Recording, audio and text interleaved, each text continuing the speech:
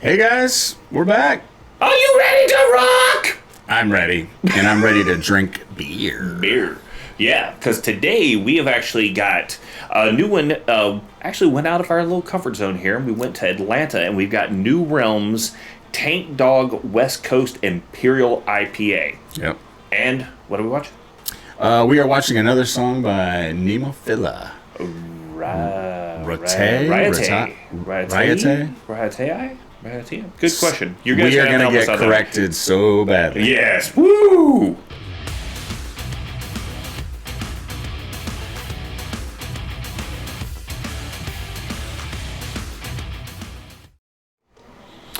Okay, so you guys can help us out with the pronunciation on that video later. But right now, we are going to get into this Tank Dog West Coast Imperial IPA from New Realm Brewing down in Atlanta, Georgia. This is an Imperial, and as you know what that means, high alcohol content, 9.3%. So everything's going to go right in the crapper on our show after this one. So, yeah, so this one, let's read what they said. Unleash your inner dog and LGFT. Tank Dog is more than a beer, it's a mindset. Expect a big hop, explosive notes, and unchained drinkability when life barks bite back. It's a lifestyle. It's pretty cool. Pretty snazzy looking. So this is a 1 pint can too. Yeah, you can see it spinning here, and it has some nice artwork. Yeah, it's I appreciate when a company goes to the trouble to get a good artist to do good artwork on a can. It's not just good, business, but it gives you something to look at. Yeah, and I like the way, also, if they can, what I hate, though, is when they do a really good artwork and on the beer stocks. So, that's not going to piss me off anymore. But, at least get you excited for a little while. Right. And I already smell this. So, yeah. But yeah, all right, so fairly effervescent, not too much.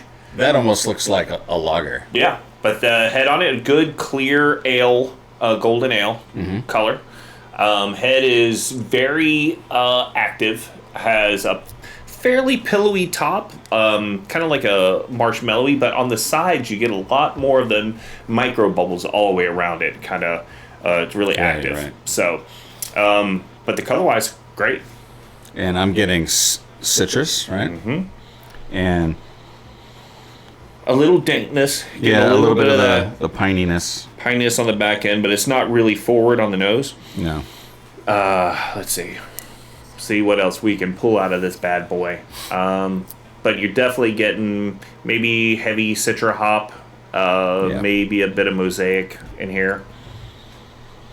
Hard to nail down if they got more than that, but let's see what it tastes like. It's a West Coast style, okay? Yes. This means I'm going to have to go to work. Time to go to work, kid. It's not abrasive. Usually when I think of West Coast IPAs, they're like, it's just go grab a pine cone out the backyard, son, and eat it. And just rub it on your tongue. Yeah. I'm getting... Yeah, I've tasted ones that are more piney, for sure. Yeah. But it's clear what it is. Yeah, I'm trying to... There's like a little note of something that's kind of running through this that... I don't know, maybe it's orange peel, maybe it's tangerine, something like that, but it's almost like a rind-like taste to it. Yeah, absolutely. I'm having difficulty identifying anything else in it. I mean, it's... Like you said, it's... Did you use the word inoffensive or something else? Yeah, it's inoffensive. Okay. It's not abrasive. That's the word you used. Yes. Okay. If you laid out a bunch of West Coast IPAs in front of me, I'd go... Knowing what you know of West Coast IPAs, yes. I would grab this before any of the others. Yeah, and maybe the Stone. I think Stone I would probably pick up before this. Anchor Steam, a couple of theirs are really good. Some of those... but the good thing is this kind of gives you a take on a West Coast IPA that has it's not quite trying to show off that you live in an area with a lot of pine trees. I guess I don't know what it is. Like, so you get those ones upper California, Oregon. Woo! Wow, son. They just hit you right in the face. But this...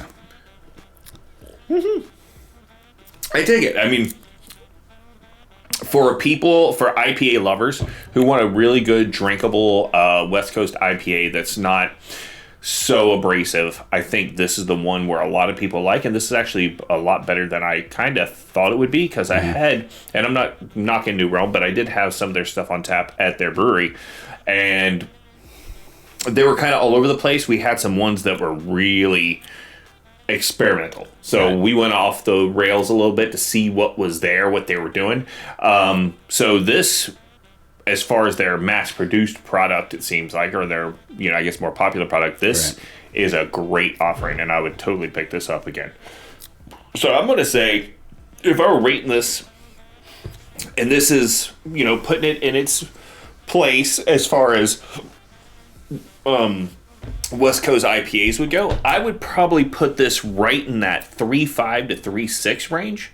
And if I were sitting down just drinking IPAs or just rating IPAs in a day, it may even edge up a little bit higher than that, just based on the little nuances that it has against other West Coast IPAs, if you guys get what I mean.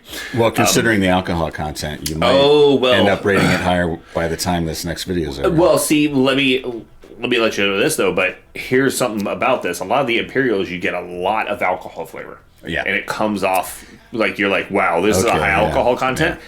This one will surprise you, because you wouldn't think this is high alcohol content. This doesn't come off really like you don't get that vapor that you get from the other high ABV IPAs. Right. So, it's something to think about.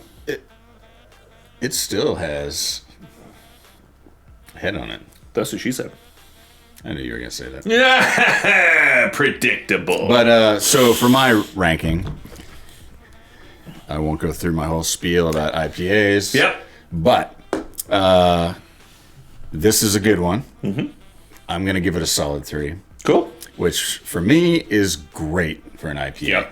It's not too dank. It doesn't have a bad aftertaste. No, it has some good.